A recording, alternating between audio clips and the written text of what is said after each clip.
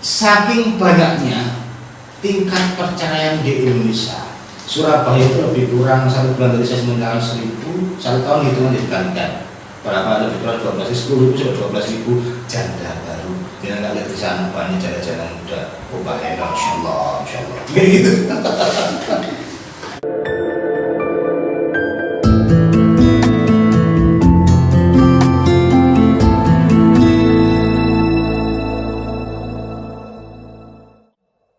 Assalamualaikum warahmatullahi wabarakatuh. Selamat bertemu kembali dengan saya Cak Aris di rumah penyuluh kita. Channel kita memang namanya Cak Aris rumah penyuluh kita. Jadi kalau kita semua mencari tentang channel-channel saya tulis Cak Aris atau rumah penyuluh kita. Kalau rumah penyuluh kita insya Allah 80% pasti muncul punya saya. punya channel kita semua. Baik, kali ini saya mencoba menyampaikan membahas tentang tema ataupun topik dari problem di masyarakat yang cukup menarik. Ini adalah problem semua yang dilaksanakan atau dirasakan oleh semua masyarakat. Apakah topik itu? Topik ini adalah dari keluarga sakinah, bukan keluarga sakinah ya. Keluarga sakinah. Kalau keluarga sakinah itu bagaimana kita bisa menciptakan keluarga itu bahagia. Kalau keluarga sakinah, waduh, saya bawa bacok, nah gitu bahasa Surabaya gitu ya. Nanti saja Bu, jadi kita memang podcast kita itu santai, maka yang kita sampaikan serius, tapi bagaimana pembawaan penyampaiannya adalah santai. Dan kebetulan kali ini kita memiliki salah satu materi yang menurut saya cukup kompeten, sangat kompeten, bahkan itu karena beliau juga sering menangani hal yang sama tentang keluarga sakinah. Nggak tahu, mudah-mudahan juga teman keluarga sakinah Bu. Amin, gitu ya. Kalau biasanya ngomong sakinah, ngomong nyata penyuluhan keluarga sakinah di masa ternyata keluarga sakinah berat juga. Enggak ya, berat Bu ya. Beliau adalah Buni Haja Zumratul Hasanah MHI.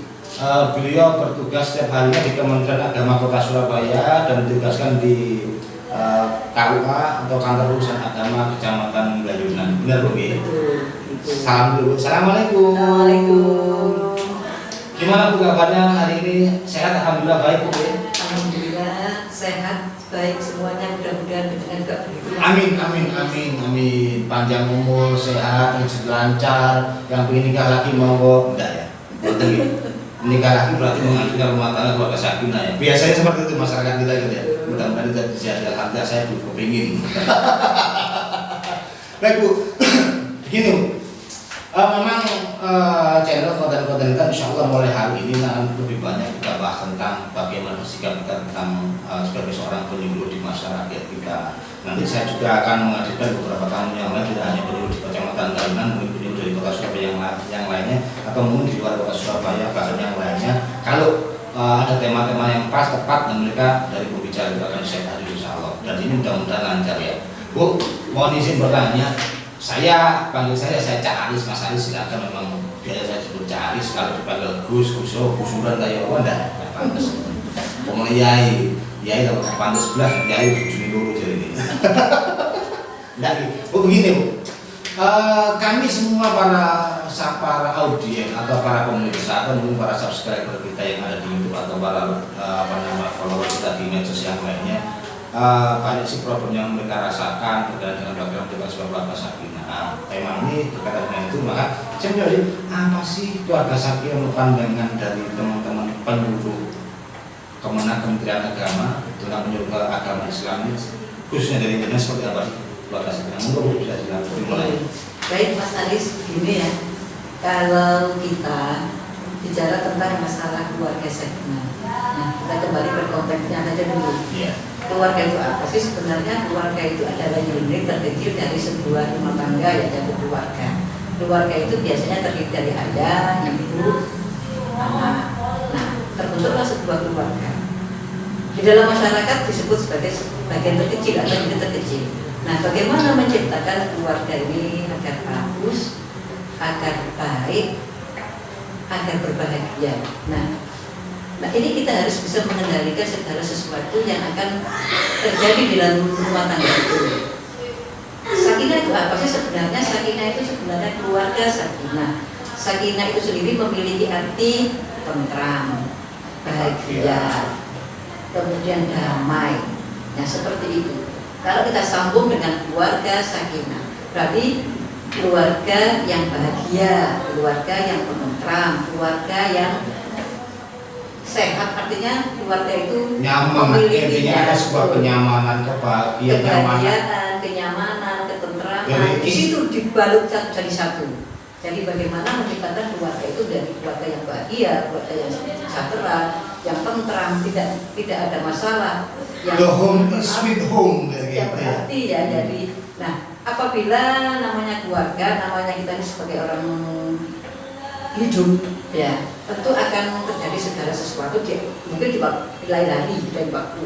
Nah, untuk menjaga keluarga itu tetap bahagia, tetap tentram, tetap namanya damai dan lain sebagainya, ini kita harus bisa menciptakan, menjaga, mengendalikan lah, paling tidak mengendalikan tidak terjadi gejolak yang berarti.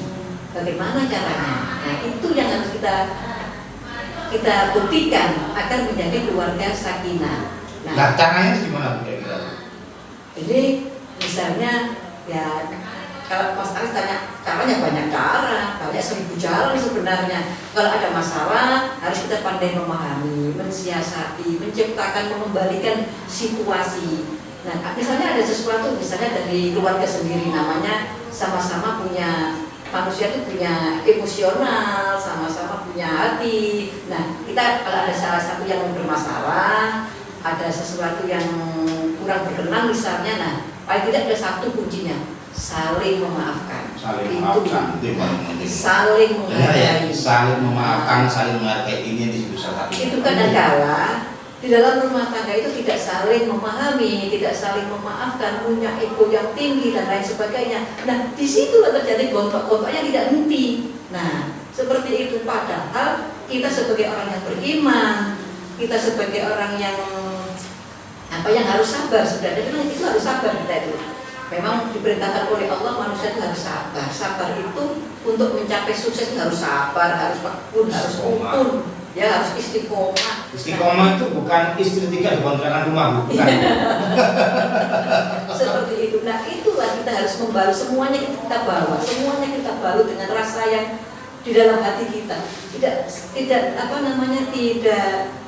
sebentar kita bertengkar hanya gara-gara sesuatu yang tidak ada artinya sebenarnya. Nah, itu. Begini Bu, kita coba singgung masalah ego.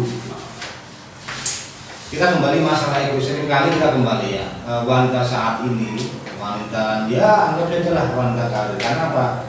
Data dari Kementerian Nakertra itu banyak yang orang nganggur terus lagi. Banyak orang yang lagi. Jadi begini intinya, perempuan atau mbak-mbak atau ibu-ibu saat ini, zaman era saat ini lebih banyak menyerap tenaga kerja. Nah, termasuk itu sebagaimana umpama dalam sebuah keluarga, sebuah rumah tangga yang mana ternyata sang istri itu bekerja, suami tidak bekerja, karena faktornya mungkin karena kemarin kita pandemi banyak yang dari PHK dan sebagainya. Apalagi kalau kita tarik dengan apa yang disampaikan, apa pemikiran dari Aminah Wadud Muhsin, yang beliau adalah salah satu feminisme yang sangat viral hingga saat ini, pemikiran feminisme. Dia mencoba mengkritisi ar-rijalu qawwamuna 'alan nisa. Nah, ini pemahaman ar-rijal itu pandangan dari si Aminah Wadud atau yang lain dari feminisme Islam itu adalah bahwa ar-rijal itu bukan konteks laki-laki tapi konteks pemimpin. Gimana Bu? Itu pertama, dia menghadapi egois dari seorang istri yang memiliki pekerjaan bagus. Maaf, sebesar Gusum ini. Gusum ini seorang ASN dan kebetulan memiliki jabatan yang cukup mentereng di Kementerian Agama. Apakah hal seperti itu juga mempengaruhi keluarga? Saya memiliki jabatan, saya memiliki pekerjaan, apalagi saya ASN dulu. Nah, lu siapa suami? Apakah hal itu juga mempengaruhi dalam rumah tangga Bu? Sebenarnya begini, tadi dikatakan oleh Mas Aris ya, pendapatnya Aminah Wadud ya, Muhsin ya, itu mengatakan ar-rijalu qawwamuna 'alan nisa itu terjadi bukan hanya pada laki-laki saja, juga kepada perempuan. Kalau saya sangat setuju sekali, karena memang kondisi sekarang itu perempuan juga banyak yang bekerja, juga banyak yang juga menjadi pemimpin rumah tangga. Apalagi tadi sudah disinggung oleh Mas Aris bahwa setelah adanya pandemi COVID itu banyak laki-laki yang tidak bekerja atau menganggur atau kena PHK, kena masalah dan lain sebagainya, sehingga si istri yang harus bekerja. Nah, kalau seperti itu bagi saya tidak masalah.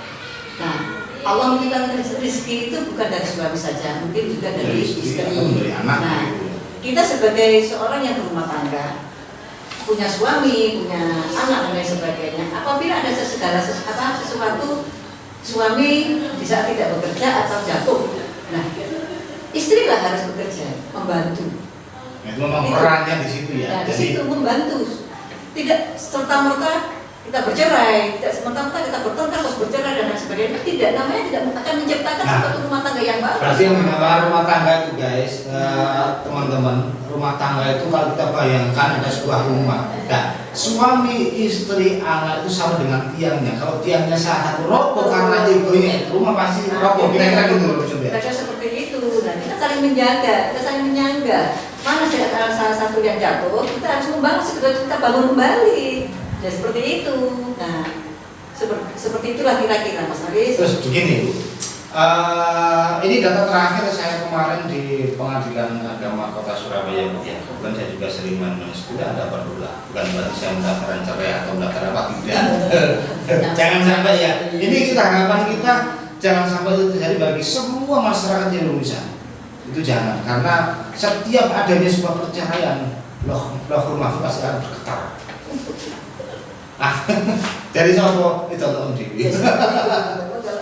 Begini, data dari Pengadilan Agama Kota Surabaya itu setiap 1 bulan akan terjadi pendaftaran penyelesaian perkara 1000 perkara. Bukan 100 ya, 1000 perkara. Ini data nih, saya punya datanya masalahnya. 1000 perkara. Dari 1000 perkara itu lebih kurang 95-97% adalah perceraian yang luar biasa. Surabaya setiap tahun menghasilkan berapa ribu janda.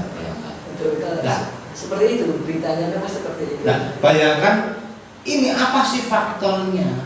Terus apa sih problem yang jadi terjadi masyarakat Kota Surabaya? Apakah ini karena faktor kita itu di perkotaan banyak tantangan, mungkin karena ekonomi? Iya, dan semua mayoritas alasannya karena ekonomi. Padahal tidak selalu ekonomi itu menjadi masalah juga. Mungkin karena faktor yang lain yang dari alasan adalah ekonomi. Nah, kira-kira untuk mensikapi seperti itu, tantangan seperti itu bagi panjenengan khususnya atau bagi teman-teman yang lainnya dari pemilih agama khususnya di Kota Surabaya atau mungkin juga agama di kota yang lain bahkan di seluruh Indonesia, mensikapi hal seperti itu bagaimana agar grafik bukan menghilangkan bukan kewenangan kita, grafik tentang perceraian itu semakin menurun. Nah, ini konteks dari penyuluh ini gimana sih caranya biasanya? Begini, memang saat ini terjadinya perceraian itu semakin tinggi. Nah, ini bisa berawal dari rumah tangga yang kurang harmonis tentunya, dan apalagi sekarang ini banyak seorang peran ibu dengan adanya suami yang mungkin tidak bekerja atau penghasilannya kurang, itu seringkali menjadi pemicu. Tapi bagi kami seorang penyuluh, ya mbok, jangan dijadikan itu sesuatu yang sesuatu yang bisa menjadi kok ekonomi dan lain sebagainya. Kasihan ekonomi menjadi alasan Jadi alasan. Sebenarnya ekonomi ini kan bisa kita topang berdua. Rumah tangga itu sebenarnya kalau suami sudah bekerja. Atau karena faktor konsumir semua dari masyarakat kita terlalu aktif mengkonsumsi segala sesuatu, apapun yang mereka lihat selalu ingin beli, jadi modelnya begini, ketemu apa tunjukin beli ini, pengen beli itu. Sang suami diajak kemana tidak ada yang jual, pak itu, pak jadi ketika saya kalau pak itu keluar duitnya, kan tidak semua anak kayak gitu Bu, kira-kira gitu ya. Jadilah nggak saya begitu, jadilah istri yang baik, tahu lah mengerti suami seperti apa. Ya jangan kok seperti itu. Nah kita harus menerima lah keadaan suami, dan seperti itu kan nggak butuh ya untuk apa? Berarti kita harus bisa memilih kepentingan pengeluaran di rumah tangga itu bagaimana, cara memilihnya bagaimana agar cukup, agar pas harus banyak bersyukur seperti itu. Kalau saya harapkan seperti itu. Penting syukur. Masalah yang kayak gitu loh ya Mas Hafiz, sedikit-sedikit menuduh suami kurang pendapatan, masalah. nah ya kok jangan. Kalau kita beda pendapat nggak masalah. Oh. Beda pendapatan itu Beda pendapatan, tapi kita harus sama-sama Betul ya? sama-sama kita bagaimana caranya menciptakan rumah tangga yang bagus. Berikan itu tanda tangannya apa? Buku hijau, buku hijau, buku hijau memberikan. Lanjut KUA kita sambil kita podcast ini sambil melakukan pelayanan pada masyarakat. Jadi masyarakat butuh apa kita wawancara ini ya sewaktu-waktu kita live ya, sewaktu-waktu kita jelas pelayan. Jadi memang jangan hanya karena podcast kemudian pelayanan masyarakat itu berkurang. Jangan. Ini situasi kita melakukan di sini. Jadi alhamdulillah kita masih bisa podcast juga bisa melakukan pelayanan pada masyarakat itu yang paling benar. Kinerja kita harus tetap dipertahankan, bahkan ada dinaikkan lebih tinggi lagi. Ya Bu, ini Bu, kembali lagi ke pertanyaan tadi. Apa? Saya mau tanya itu Pak tadi. Ya begini. Saya kadang berpikir tentang ada kasus, ya enggak apa-apa. Enggak apa-apa. Direkam aja enggak apa-apa. Sebentar, ini tadi gila atau rusak ya? Sampai aja ini apa? Di permohonannya ada, kalau memang hilang pakai surat kepolisian. Itu 2002 ya? Padahal kan 2022 Itu akta nikah yang dihilangkan.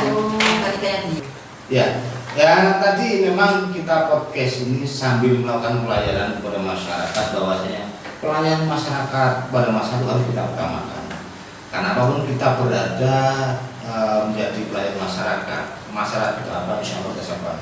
Jangan hanya karena podcast, jangan hanya karena apa pelayanan masyarakat itu paling tinggi garis bawah teman-teman yang lain. karena ini memang apa namanya double sambil bekerja. Makanya kita sebut rumah penyuluh kita. Nah, rumah penyuluh kita itu apapun kita siap, ada orang bertanya masalah apa kita bantu. Yang penting masalah duit.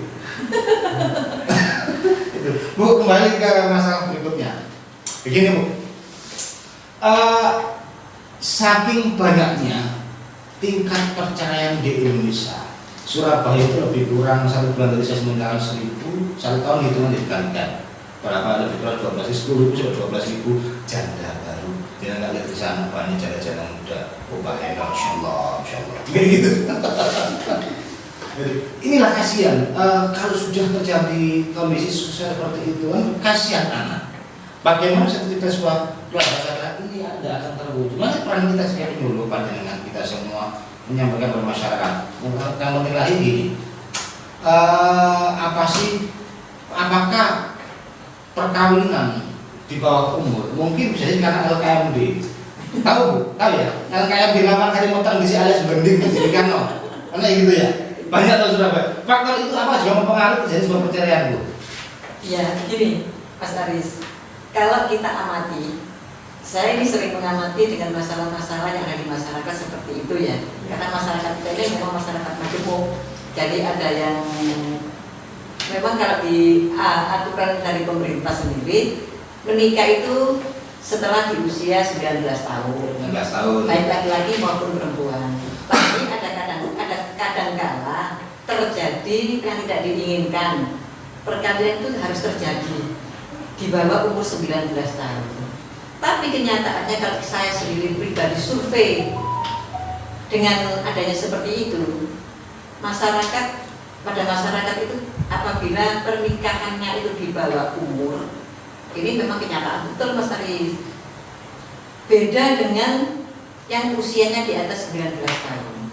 Kadang-kala yang di bawah 19 tahun ini paling sering terkena masalah. Jadi mungkin rentan masalah banget. Rentan masalah dewasa karena secara psikis masih belum siap untuk menghadapi rumah tangga. Dan apalagi problem-problem dalam rumah tangga. Padahal di dalam rumah tangga itu siap untuk menentang, menjaga, menjadikan, membuat keluarga itu bagus. Keluarga. Betul, seperti itu. Banyak yang gagal dalam rumah tangganya adalah perkawinan yang di usia kurang dari 19 tahun atau kurang dewasa tadi. Memang benar, jadi data itu banyak perkawinan di bawah usia, akhirnya berdampak perceraian banyak. Itu problem kita. Atau mungkin pemikiran teman-teman begini sih, anak-anak muda-muda. wis gara-gara LKMD mikir ini nek awan udah dhewe kok pangan dhewe bengi kumpul. Sampai nanti bagaimana ke depannya ya. Makanya Kita rumah tangga atau menikah itu harus kita siapkan mental dulu, kemudian ekonomi juga kita siapkan. Ya seperti itu, dari mental kita siapkan bagaimana untuk menghadapi rumah tangga. Kemudian ekonomi harus kita bekerja dulu sebelum menikah itu kita ya bekerja. sangat kewajiban kita Seperti juga. itu. Gitu. Jadi kalau memang belum siap, lebih baik ditunda dulu. Masa keluarga itu cuma dikasih makan cinta aja. Kan itu Mas Ulum ya? Iya. Ya makanya sama siapkan dulu aja. Siap. Baik mentalnya, baik ekonominya. Mau makan cinta marah kan enggak juga loh. Ya kita kan manusia Satu hari, itu 2 hari makan. masih bisa begitu. Iya. Tapi lama-lama sudah 1 tahun, sudah 2 tahun. Nah ini udah pulang sendiri-sendiri nih. Tapi memang Hanya begitu. benar bukan berarti begini, kita bukan berarti materi dan segalanya bukan. Tapi tentang bagaimana kita mampu memahami pasangan kita masing-masing. Ada sebuah case juga. Saya pernah mengalami juga. Saya juga sangat kenal. Ini beliau itu dari sama-sama keluarga yang kaya, sama-sama pengusahanya, orang tuanya kaya, sama-sama orang tua kaya menikah. Dan dia punya usaha. Enggak, aneh. Katanya mengajukan perceraian di pengadilan agama kota X gitu. Alasannya apa? Kurang nafkah. Baru tahu, kita tahu nggak? Dia itu sang suami, sama-sama saya kenal juga, sama-sama kenal. Sang suami itu memberikan nafkah setiap bulannya 20 juta, gila Pak. 20 juta itu coba kontrol berubah rumahnya kayak lagi dan kamar, gitu ya. Nah, inilah yang menjadi bahwasannya kedewasaan kita memahami dalam sebuah rumah tangga. Materi tidak selamanya, materi itu penting, sangat penting, tapi bukan segala-galanya. Betul. Bener, nikah itu tidak hanya kita bondo cinta. Bondo cinta rasanya awal-awal mencintai, orang-orang jatuh cinta tai kucing rasa coklat. Ya, gitu. Tapi faktanya kalau sudah kita menjadi sebuah perkawinan beda. Itu yang paling penting ya. Itu terus kemudian Bu, kalau umpama gini, biasanya Bu untuk mensikapi atau mensikapi permasalahan seperti itu tentang perkawinan di bawah umur, apa sih yang dilakukan dari ini kan di penyuluh yang berada di kecamatan Kaiman? Perkawinan di bawah umur ini kalau umpama ada orang datang tiba-tiba datang mengajukan perkawinan di bawah umur, biasanya kan kakak dulu. Ini kira-kira prinsipnya seperti apa? Begini, Mas Aris. Kalau perkawinan di bawah umur itu bisa diselesaikan juga. Andai ada masyarakat, ini banyak sekali sih sebenarnya baru juga terjadi di Kecamatan Ganjuran ini. Anak itu usia 15 tahun dan sedang hamil. Sama siapa? Tentu saja sama pacarnya. Iya, Karena tidak sudah punya pacar ya, katakanlah seperti itu. Mungkin pengaruh apa, pengaruh lingkungan dan lain sebagainya, HP juga bisa. Ternyata anak itu hamil di usianya 19 tahun dan belum SMA juga kayak kelihatannya seperti itu. Kemudian datang ke KUA mau menikah. Nah, menurut aturan yang berlaku untuk sebuah perkawinan tidak boleh dilaksanakan di bawah umur kecuali di atas 19 tahun. Nah, ini akan kami buatkan penolakan dulu. Jadi penolakan dulu, berkas tetap dibuatkan dari kelurahan ya, dibuatkan kemudian dibawa ke KUA. KUA tidak boleh melaksanakan perkawinan, kemudian kita buatkan penolakan. Artinya ada form penolakan dari KUA. ya akan dibuatkan. Nah, itu artinya perkawinan itu tidak bisa dilaksanakan. Kemudian kita buatkan penolakan dan penolakan itu nanti akan diselesaikan, dibuatkan permohonan untuk penetapan pengadilan yang harus dilakukan ya. Jadi harus disidangkan dulu. Kemudian setelah disetujui oleh PA, mendapatkan rekomendasi dari PA boleh dilaksanakan karena suatu hal atau suatu alasan. Nah mungkin alasannya itu tadi hamil. Bagaimana nanti kalau dikawinkan? Nah itu sebuah pertimbangan yang bagus. Jadi artinya sebuah pertimbangan jadi Pertimbangan penting. Kalau dia hamil kasihan juga. Ya. Akhirnya setelah mendapatkan izin rekomendasi dari PA itu dibawa kembali ke KUA dan KUA tidak boleh melaksanakan penyalahan perkawinan tersebut. Jadi memang kuncinya itu di situ KUA berupaya untuk tidak mengizinkan perkawinan, namun mengarahkan gimana ini problem ini bisa terselesaikan dengan baik di arah ke pengadilan dan pengadilan yang menetapkan permohonan penetapan tersebut. Dengan sebuah alasan yang penting tadi. Karena gini, jadi memang tahun Undang-Undang Nomor 16 tahun 2019 pasal 7 itu insya Allah nggak salah perkawinan itu dibatasi usia 19 tahun. Dari itu. Sama-sama laki-laki maupun perempuan. Beda dengan Undang-Undang 1 tahun 74 tentang perkawinan adalah 16 sama 19. Nah, namun ada ayat kedua, klausul ayat kedua, jika ada sebuah kasus tersendiri, sudah contoh hamil di luar nikah itu kan salah kasus tersendiri. Ya kalau itu sudah terjadi, Bu diajukan dispensasi. Nah ini masih gini Bu, apakah pertanyaannya, apakah kadang orang berpikir, wah sudah hamil, belum cukup usia, wis dinikah sini dulu. Nah itu apakah jawabnya rasian Bu? Kalau menurut kami, ya menurut aturan yang berlaku di dalam undang-undang perkawinan itu tidak dibenarkan. Tidak dibenarkan Bu ya. Tidak dibenarkan. Meskipun agama membolehkan Bu ya. Walaupun agama membolehkan, tapi itu juga tidak dibenarkan. Tidak dibenarkan. Sebenarnya harus dicari yang bagus, penyelesaian itu. Kenapa ada sesuatu yang bagus kok cari yang tidak bagus? Nah, dalam bermasalah nanti mereka ke belakang karena perkawinan itu tidak hanya 1 hari 2 hari Bu ya. Tidak hanya kayak podcast itu berapa 1 jam 2 jam selesai. Kalau perkawinan sampai mati. Nah, masalah mati lagi mana mau berusaha di dewi. Gitu ya. Sebetulnya malah jadi masalah yang panjang nanti kalau. Iya, karena ini yang menjadi masalah itu ketika kita sudah menikah terjadi perceraian atau jangan sampai terjadi ya, karena sudah banyak janda yang menunggu kita di luar. Bayangkan 1 bulan 1.000, 1 tahun berapa, ya itu yang harus dipikirkan anak kita. Betul. Yang menjadi korban dan masalah adalah anak kita, bahwasanya nanti ya secara psikologis dan sebagainya lah, pengaruh juga bagaimana kita merawatnya buat korban perceraian dari orang tua itu gitu.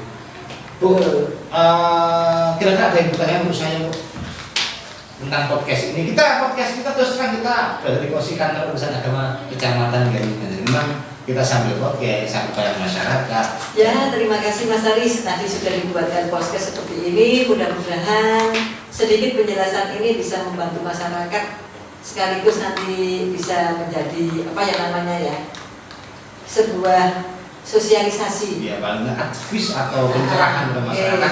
Masyarakat agar tahu pelayanan di masyarakat di KUA itu terhadap masyarakat. Ya, Sifatnya semua semuanya dilayani, semua harus bisa selesai. Ya, Tidak membawa masalah, bukan kembali dengan bermasalah lagi. Harus selesai KUA. kita mencoba memberikan aktivis pada masyarakat, pelayan ke masyarakat ataupun dengan masalah itu kita bantu sebisa kita. Kalau masyarakat curhat apa ya silakan kita bantu. Yang penting bagaimana kinerja kita sebagai pembantu masyarakat, sebagai pelayan masyarakat mampu bisa memberikan pencerahan kepada masyarakat kita, kan gitu ya. Betul. Kira-kira gitu ya. Khususnya kepada perkawinan. Ya, perkawinan yang sangat rentan sekali dengan masalah itu. Sakinah, Mawaddah keluarga warahmah. sakinah, ya, agar keluarga dan dari sakinah warahmah. Kemudian ya banyak lagi yang terkait dengan itu semuanya Mas Aris. Oke, baik. Kira-kira itu apa saya wawancara dengan Bunyai Haja Zumratul Hasanah dari Kementerian Agama Kota Surabaya, dari penyuluh KUA Kecamatan Gayungan juga. Beliau adalah seorang ASN dan kemudian nanti insya Allah menunggu dari narasumber yang lainnya akan kami undang datang ke sini, baik dari penyuluh Gayungan, penyuluh Kecamatan Jombang atau Kecamatan, bahkan termasuk kalau kita perlukan kita bisa melakukan seluruh penyuluh yang ada di negeri ini. Pak Agus kalau bisa Pak Menteri kalau bisa, alhamdulillah mudah-mudahan Pak Menteri.